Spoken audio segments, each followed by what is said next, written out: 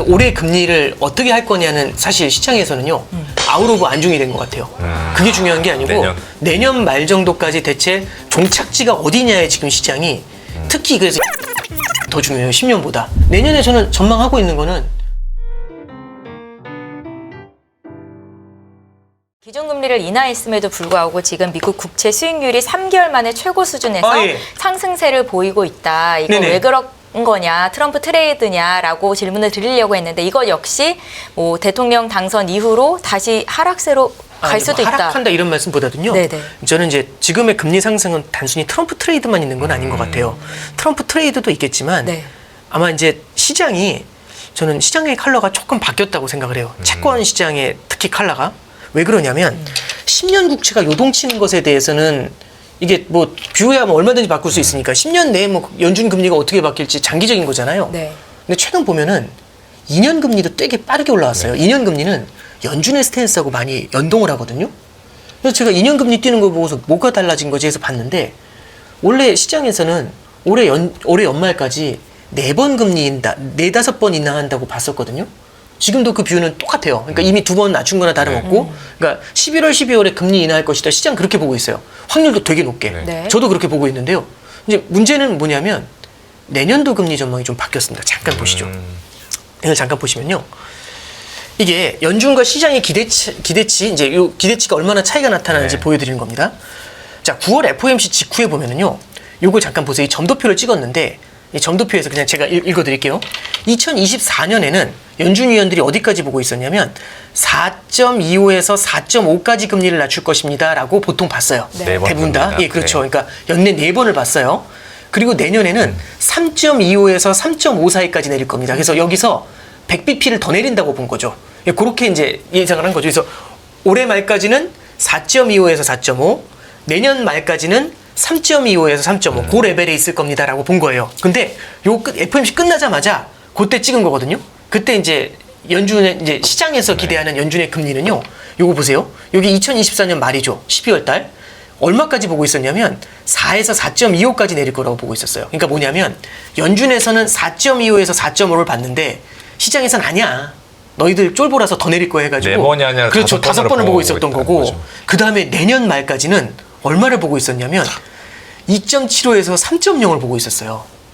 그리고 이제 내년 말이면은 이제 2.5에서 2.75까지도 보는 힘이 있었거든요.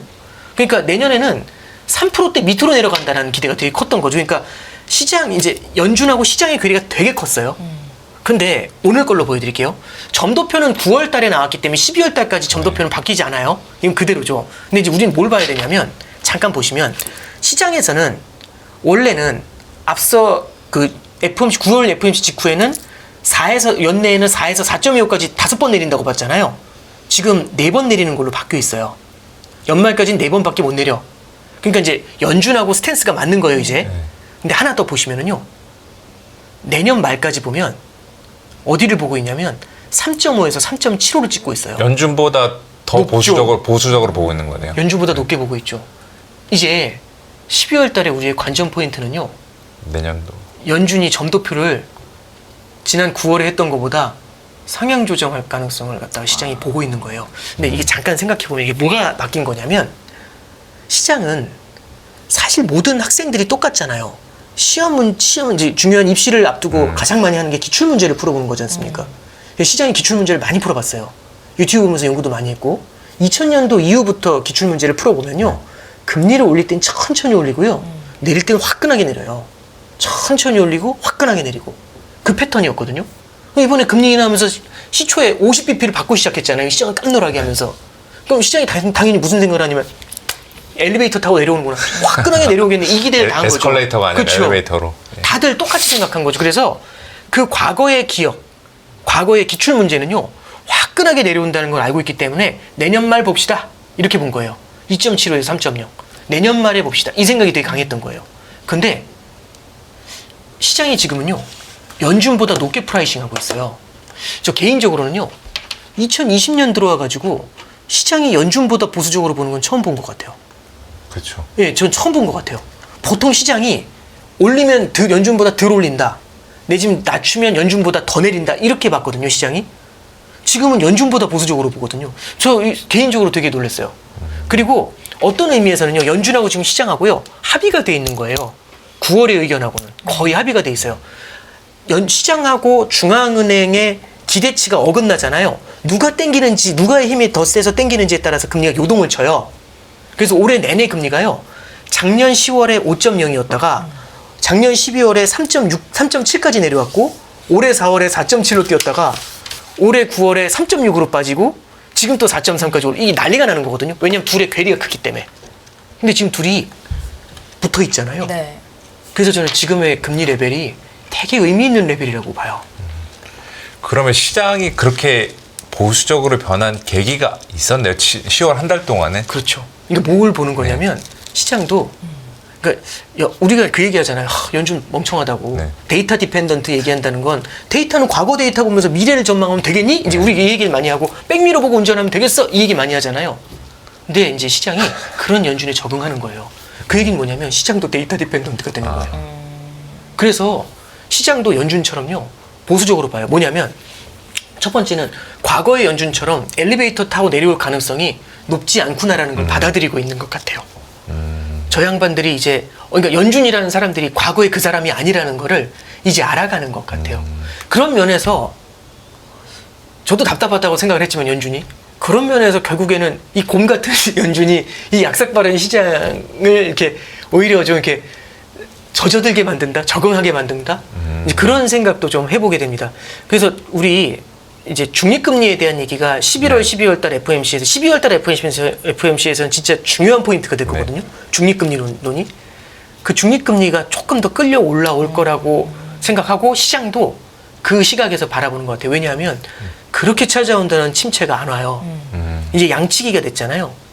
사람들은 무슨 생각을 하냐면, 침체가 온다고 하면 연준이 막아줄 거니까 침체가 안 오잖아요. 그럼 소비가 살아나면서 물가가 올라요. 그럼 연준이 금리를 다시 올릴 거지 않습니까? 그래서 이게 순환한다라는 생각을 이제는 좀 나이스하게 적응하고 있다. 그래서 이제 사실 만약에 중립금리가 3에서 3.5%까지 올라오잖아요. 그러면 10년짜리 국채금리는 그거보다 조금 더 높으면 높게. 3.7, 3.8 이 레벨에서 위아래로 아마 안정이 되는 모습이 나타나게 되겠죠. 그래서 제가 아까 앞서 말씀드린 게, 지금의 금리 레벨을 좀 이렇게 눈여겨보자. 왜냐하면 시장과 연준이 합치를 하고 있잖아요. 네. 저는 되게 의미 있는 수준의 금리가 되지 않나. 우리가 중장기적으로 볼 때도 되게 중요한 레퍼런스가 될 수 있습니다. 그런 면에서 저도 좀 최근에 이제 FOMC도 좀 바라보는 거고요. 조금만 더 FOMC 말씀을 조금만 더 드리면, 네. 그래도 왜 연내 지금 미국 경기 나쁘지 않은데 금리 인하를 왜 하냐? 금리 인하 안 해도 되지 않냐? 이제 그렇게 말씀하시는 분들도 있는데요. 저는 금리 인하는 할 수밖에 없다고 생각을 하는 게, 지금 연준이 얘기하는 것의 핵심은요, 단어로 리캘러브레이션이라는 표현을 써요. 그러니까 재조정한다는 거거든요. 이 얼마 전에 로리 로건이라고 댈러스 연은 총재가 있어요. 그분이 그 원래 뉴욕에서 그 데스크에 있었던 사람이거든요. 트레이딩 데스크에. 네. 뉴욕 연준에서. 그래서 이제 뭐냐면은 영래포 시장, 뭐 이제 그 우리 복잡하다고 하는 네. 그런 시장에 있어서는 그 사람이 제일 전문가예요. 아마 연준 위원들 17명, 18명 모여서 회의해도 그 사람이 말빨리 제일 셀 거예요. 왜냐면 이게 회의 항상 무슨 대화 나누든지 간에 제일 센 사람이 누구냐면, 그거 내가 해봤거든요. 이러면 끝나잖아요. 해본 사람이라서. 근데 이제 로리 로건이 얼마 전에 저기 연설을 할 때 질문 하나 받아요. 지금 연준이 금리를 인하하고 있죠? 네. 통화 완화를 하고 있네요? 네. 근데 양적 긴축을 하시네요? 네. 긴축을 하고 있잖아요. 그렇죠. 그러면은 금리 인하를 해서 돈을 풀어주면서 양적 긴축으로 돈을 빨아들이고 있잖아요. 그럼 뭐 하는 거예요? 이제 이렇게 물어본 거예요. 네. 시장에서 참가자들이. 그거 뻘짓 아니냐? 아니, 왜 한 방향으로 가야지 왜 양쪽에서 신뢰를, 앞뒤가 안 맞는 얘기 아니냐? 이렇게 물어봤더니 로리 로건이 답을 어떻게 하냐면 이렇게 합니다. 전혀 이상하지 않다. 왜냐하면 관점을 다르게 봐라. 첫째, 지금의 금리 인하는요, 통화 완화가 아니에요. 뭐냐면 적정금리에서 과도하게 올려있는 금리를 적정금리 레벨로 정상화를 시키고 있는 거예요.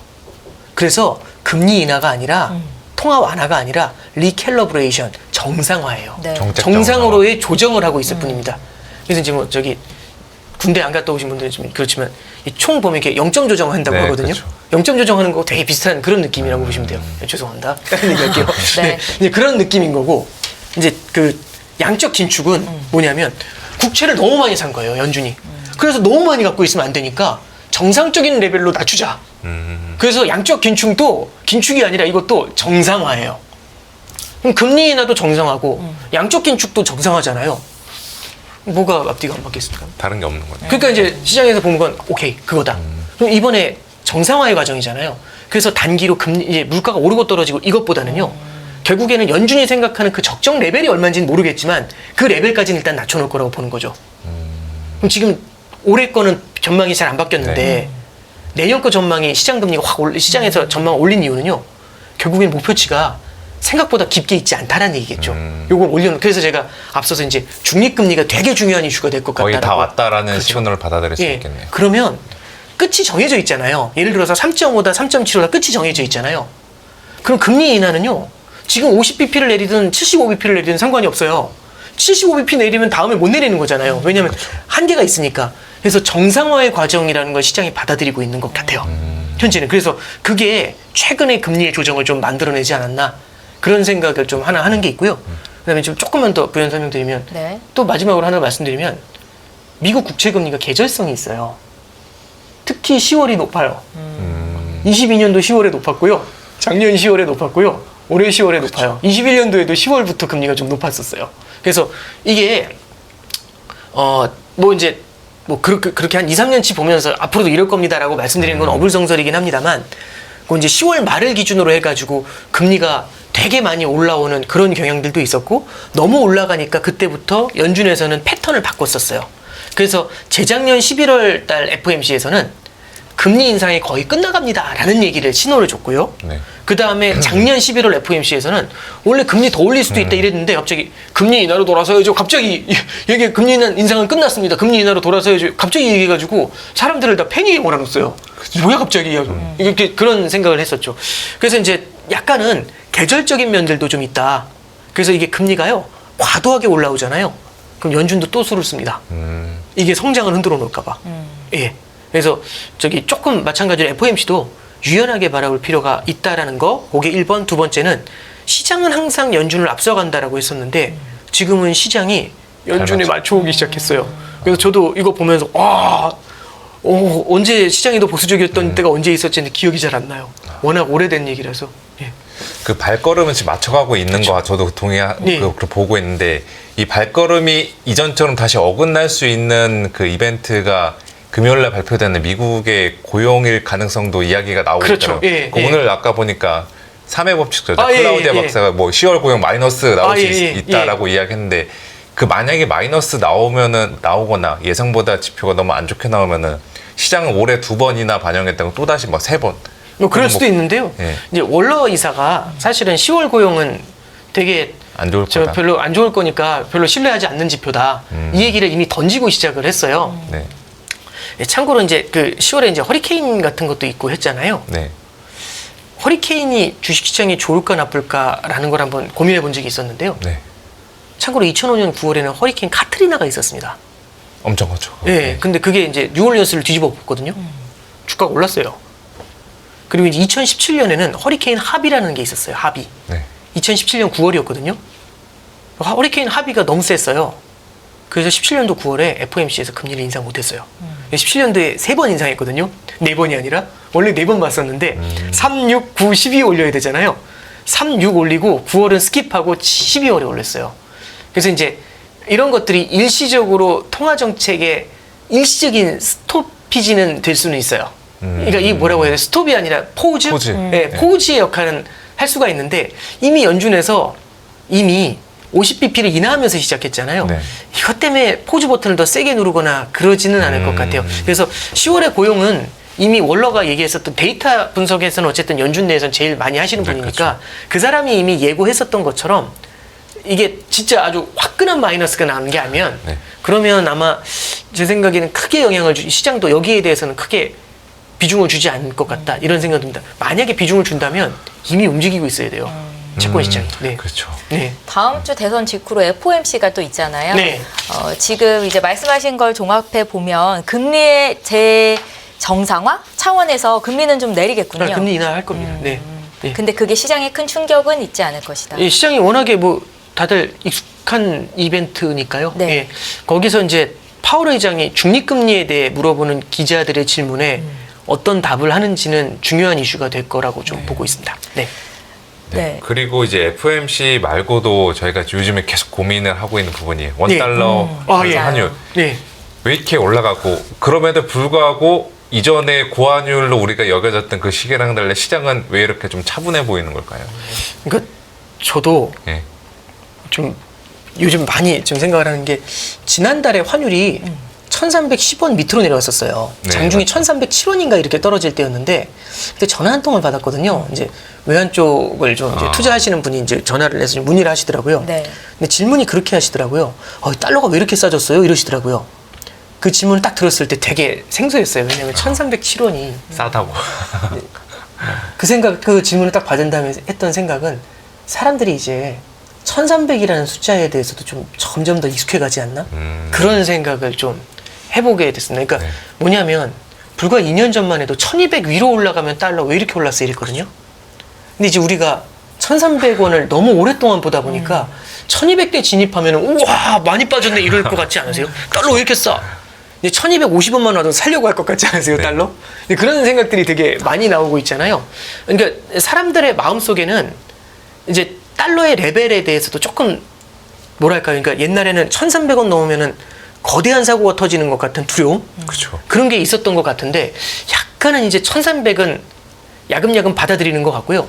1400은 아직은 좀 부담스러운 것 네, 같아요. 그쵸. 근데 1400은 되게 부담스럽다고 생각하지만 그것도 1380원, 90원에서 오래 머물잖아요. 네. 그럼 1400도 사실은 또 익숙해질 수도 있지 않을까요? 그러니까 이게 뭐냐면 결국에는 외환시장에서도 뭔가 새로운 변화 이런 것들이 좀 나타난다라고 보는 게 요거 한번 잠깐 보시죠. 제가 기사를 몇 개 가져왔는데 최근에 이제 한은 총재께서 했던 코멘트하고 그다음에 기재부 장관 코멘트가 같이 있어서 IMF 총회 때 나왔던 그 얘기를 좀 잠깐 좀 해드리려고요. 빨간 것만 읽을게요. 한은 총재는 원달러 환율에 대해 특정 환율 목표치보다 변동성에 중점을 두고 있다. 이게 무슨 얘기냐면 다들 지금 그 질문이잖아요. 1400 넘나요? 이거잖아요. 1400원이 중요한 게 아니란 얘기죠. 네. 변동성이 중요하다는 얘기예요. 그 밑에 보시면 환율이 너무 빨리 절상 또는 절하되지 않는가에 주목한다. 그러니까 결국에는 환율의 움직임이 쏠리는 거를 보고 있는 거지 레벨이 중요하진 않다라고 얘기를 하고 있고 환율이 어느 속도를 넘어서서 박스권을 벗어나면 조정이 필요한지를 보겠다. 그리고 환율 변동성이 계속 높아지면 이걸 갖다가 제압할 수 있는 충분한 수단이 있다라고 얘기하고 있습니다. 실제로 올해 4월 중순에요. 원달러 환율이 1400 넘어서 1407원 때린 날이 있었거든요. 맞죠, 그때 맞죠. 바로 개입했어요. 바로 개입해가지고 환율을 확 찍어버려가지고 그날 1380원에 끝내버렸어요. 또 일본이랑 예. 같이 하지 않았나요? 예, 그렇죠. 일본이랑 같이 들어온 것도 있었고요. 그때 또 뭐가 있었냐면 한국은행하고 국민연금하고 통화수합을 한도가 원래 350억 달러 했는데 500억 달러로 늘려줘요. 이게 뭐냐면 우리는 이제 달러를 갖고 있는 사람이에요. 근데 국민연금이 해외 투자를 해야 되니까 달러를 환전해서 이제 해외 투자할 거 아닙니까? 근데 우리는 알고 있어요. 지금 500억 달러까지 국민연금이 해외 투자할 거다. 그럼 우리 달러 갖고 있는 사람인데 갑자기 이제 한지영 위원님이 그러시는 거죠. 우리 클럽에서. 야, 이제 국민연금이 500억 달러 더 산다는데 그럼 갖고 있어야죠, 달러. 그렇죠. 그러지 않겠습니까? 큰 손이 올라가니까, 사는데. 예. 근데 이제 한국은행하고 통화수합한다는 얘기는 뭐냐면 국민연금이 한국은행에 가가지고 한국은행 외환 보유고에 있는 달러를 빌려오는 거예요. 그만큼의 원화를 갖다 한국은행이 예치하는 거죠. 그 다음에 1년 후에 이 바꿨었던 달러와 원화를 다시 수합하는 거죠.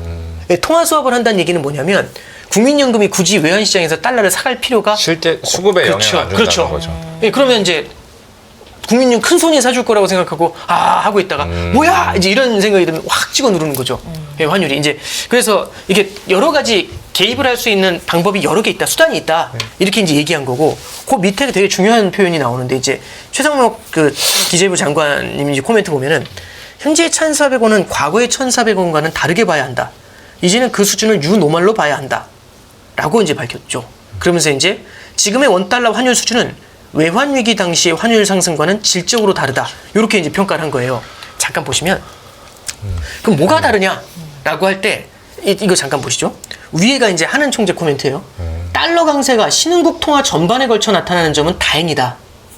특정 국가들이 약세 통화로 지목되지 않았기 때문에 달러 강세가 그들의 경제적인 약점을 반영하는 것이 아니라고 시장에서 이해한다. 이게 무슨 얘기냐면 예를 들어서 터키가 문제되잖아요. 그럼 터키 리라화가 폭락해버리죠. 그렇죠. 그러니까 우리나라 통화만 문제잖아요. 신흥국 통화 중에 우리나라 통화만 문제잖아요. 그럼 이거 큰 거예요. 이렇게 환율이 올라가면 이건 망조예요. 근데 지금 모든 통화가 흔들리고 있거든요. 그럼 우리 그런 생각 하잖아요. 1,400원 넘으면 IMF인데? 그럼 그 나라, 모든 나라가 다 IMF인 거예요. 일본도 IMF, 유럽도 IMF, 다 이런 거예요. 그래서 우리가 다른 나라도 그만큼 가고 있다는 것에 대해서 우리가 주목할 필요가 있다. 그 또 하나는 사람들이 얘기하는 거죠. 원달러 환율이 오른다는 건 우리나라 경쟁력이 떨어지면서 망조가 온다는 거 아니야? 이런 생각에 대해서 이제 기재부 장관 코멘트가 밑에 나오는데 네. 펀더멘탈이 강하다고 그 나라의 통화가 강한 건 아니다. 그 밑에 보시면 빨간색으로 뭐가 나오냐면 엔화 약세가 일본이 옛날보다 못 낮아서 나타나는 게 아니다라고 얘기하고 있죠. 그러니까 이 얘기는 뭐냐면 지금 엔화 약세잖아요. 그럼 일본 경제가 무너지고 있어야 되지 않습니까? 근데 일본 증시가 지금 잘 나가죠. 너무 좋지 않나요? 네. 일본 증시 너무 좋죠. 그리고 일본의 설비 투자가 늘어나고 있어요. 부동산 시장도 고점으로 다시 돌아오고 있고, 그리고 일본 내에서 디플레이션 압력이 많이 가셔졌지 않습니까? 인플레이션이 되려 문제라고 하고 있으니까요. 그 금리 인상까지 고민하고 있잖아요. 그럼 이건 뭘 얘기하는 거냐면 지금 엔화 약세잖아요. 엔화 약세가 일본의 망조를 말하는가? 아닐 수 있다는 얘기죠. 그러면 그런 관점에서 봤을 때 원화의 약세가 우리나라의 망조를 말하느냐? 그게 아니라는 얘기죠. 그래서 외환위기 당시에 동아시아 국가들의 통화가 무너졌었잖아요. 부채 부담 때문에.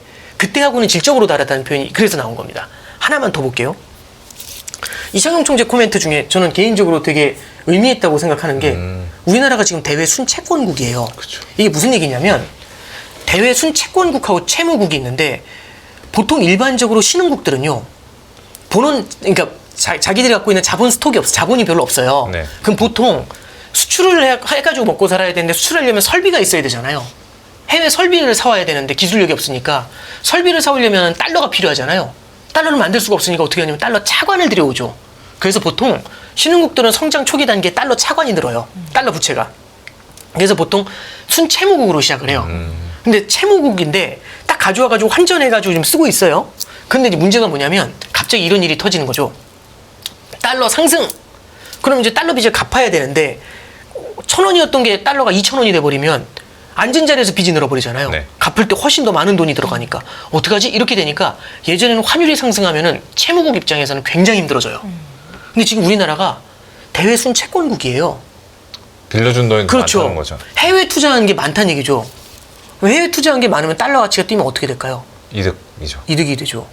그래서 옛날하고 달리 대외 순채권국이 되는 순간 환율의 상승이 꼭 나쁜 것만은 아니에요. 일본은 대외 순채권국 중에 세계 1위입니다. 3조 달러예요. 대외 순채권이. 그러니까 대외에 나가 있는 자산이 8조 달러가 있고요. 대외 채무가 5조 달러가 있어요. 네. 그러면 결국에는 순채권으로 보면은 3조 달러가 순채권이잖아요. 그럼 이게 의미하는 게 뭐냐면은 엔화가 약세로 가고 달러가 강세로 갔을 때 오히려 자본 계정에서는 이익이 나요. 투자자들 입장에선. 그래서 이제 하는 총재 코멘트가 이거 잠깐만 읽어보면 빨간 것만 읽으면 97년에는 원화가 하락하면 대출금을 갚아야 하고 디폴트 리스크가 있었다. 하지만 지금 우리가 채무국이 아니라 채권자이기 때문에 실제로는 환율 하락이 대차대조표를 유리하게 만드는 효과가 있다. 밑으로 보시면은 예전에는 환율이 이렇게 올라가면 부채를 갚아야 해서 신용 리스크도 있었다. 우리나라 망한다. 이런 얘기죠. 미국 주식에 투자하신 분은 이제 환율이 절하돼서 점심도 더 좋은 것을 드시는 분도 계실 것. 이게 4월 금통위에서 나왔던 네. 얘기예요. 그래서 작년 말 올해 초부터요. 한국은행 총재 코멘트에서는 거의 레벨이 중요한 게 아니라 변동성이 중요하다고 얘기하고 있어요. 이 변동성이 중요하다는 건 이렇게 해석하시면 돼요. 자, 시장에서 이제 달러 강세 압력이 나와요. 그럼 얼마까지 오를까 아무도 몰라요. 그렇죠. 근데 그걸 근데 느낌은 있죠. 뭐냐면 예를 들어서 10만이 아는 거겠지만 신은 1,420원까지 오른다는 걸 알고 있어요. 근데 우린 모르잖아요. 그럼 어떻게 하냐면 어느 레벨에서 막아보려고 하겠죠. 근데 1,420원까지 오를 정도의 힘으로 밀고 있어요. 1,350원에서 막으려고 하잖아요. 올라오는 힘이 엄청 세요. 그럼 찍어 누르는 힘도 엄청 세야 되잖아요. 팡팡 튀겨요. 네. 근데 이게 1,370원에서 막으려고 하면 마찬가지로 팡팡 튀기겠지만 50원대보다는 힘이 약하겠죠. 90원에서는 더 약하겠죠. 1,400원 넘어 있으면 어떨까요? 더 약해지고. 그 힘이 별로 안 느껴져서 약간의 힘만 줘도 눌려요. 그럼 무슨 얘기냐면 눌린다는 거 이게 팡팡 부딪힌다는 게 변동성이죠. 그럼 레벨이 중요해서 우리는 1350이 마지노선 배수의 진을 쳐라 이게 아니라 얼마든지 그 변동성이 낮아지는 레벨까지 후퇴를 해가지고 거기서 눌러야 환율 방어할 때 들어가는 코스트가 줄어요. 그렇죠. 예, 그 관점에서 이제 우리가 바라볼 수가 있는 거죠. 그래서 예전처럼 이제 우리가 좀 볼 때 어느 레벨이 절대 뚫리면 안 됩니다. 이제 그렇게 보려는 건 아니고요. 마찬가지로 이것도 이제 유연하게 바라보려는 시각이 좀 여기 점점 들어와 있는 게 아니겠는가. 이제 그런 생각을 여기서 좀 코멘트를 통해서 조금 좀 읽을 수 있었습니다. 단장님, 한 달 전에 출연하셨을 때 이제 미국의 기준금리가 인하가 될 거고 지금 미국과 우리나라의 기준금리 차가 네. 200bp 정도 나는데 이제 시간이 흐르면 50bp 정도로 줄 거고 그러니까 원화 가치가 더 오를 것이다라는 말씀을 하셨었거든요. 그렇죠. 근데 한 달 전에 비해서는 지금 원화 가치가 약세잖아요. 그렇죠. 이건 그냥 일시적인 현상이다라고. 잠깐만요. 이제 그 말씀을 드릴게요. 네. 자. 저희 시간이 많지 않아서 예. 좀 한 5분 정도 시간 안에 좀 정리를 해보는 5분 안에 걸로 정리를 해야 해보겠습니다. 되나요? 예. 네. 예. 저기 이렇게 보시면 될 것 같아요. 한국하고 미국하고 기준금리가요. 원래 미국이 더 낮았어요. 왜냐하면 신용도가 높잖아요. 그렇죠. 사실 그래서 21년도에는 우리나라 금리가 더 높았거든요. 근데 이제 그게 이제 뒤집어져 가지고 미국하고 많이 차이가 났잖아요. 지금 근데 이제 말씀드렸던 거는 미국 금리가 확 내려오고 우리나라 금리가 덜 내려오죠. 그죠? 우리나라는 그만큼 내릴 필요는 없을 것 같아요. 그래서 지금 현재 컨센서스는 한국 같은 경우는 2.5를 보고 있고 원래 지난달의 컨센서스는 3.0을 받겠죠, 미국은. 네. 50bp 차이죠. 근데 아까 컨센서스 보셨어요? 올라. 3.5 보셨죠? 네, 그렇죠. 그렇죠. 그러니까 지금 저는 이제 올해 금리를 어떻게 할 거냐는 사실 시장에서는요 아웃 오브 안중이 된 것 같아요. 그게 중요한 게 아니고 내년 말 정도까지 대체 종착지가 어디냐에 지금 시장이 특히 그래서 2년 금리가 지금 더 중요해요. 10년보다. 10년은 그 사이드에서 여러 가지 왜곡을 주거든요. 네. 경기까지 포함해서. 근데 2년 금리는 연준의 통화 정책이잖아요.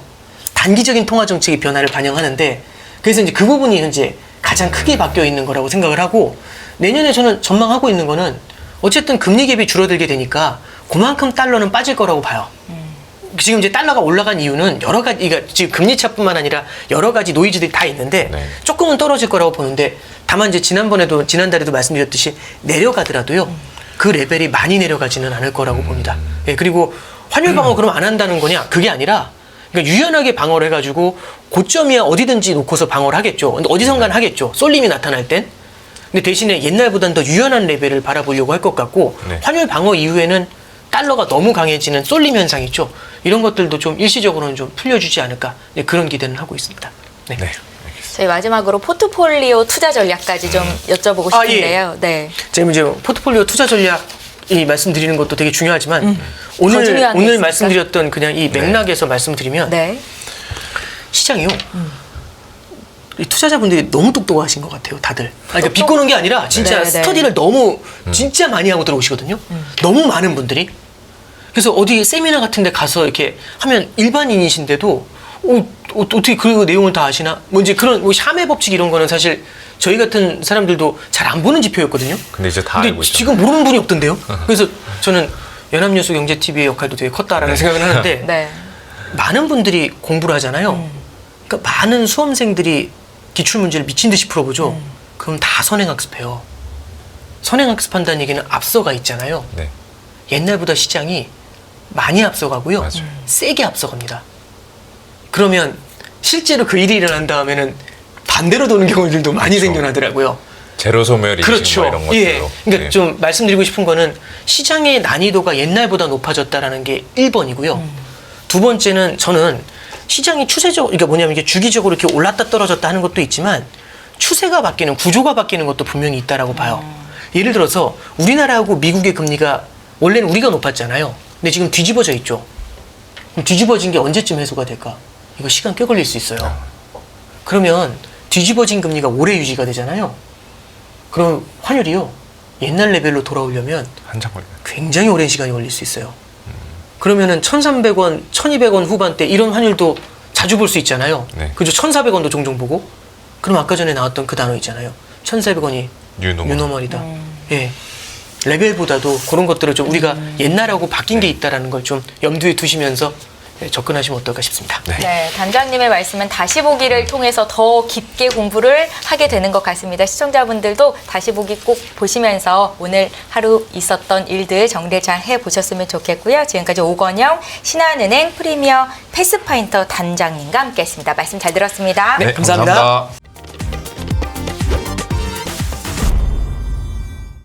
안녕하세요. 이승입니다. 더 많은 영상을 보고 싶으신 분들은 화면 오른쪽에 있는 구독 버튼을 눌러주시기 바랍니다. 그리고 영상을 보시면서 좋아요는 필수인 거 아시죠? 항상 인포맥스 라이브를 사랑해주셔서 감사합니다.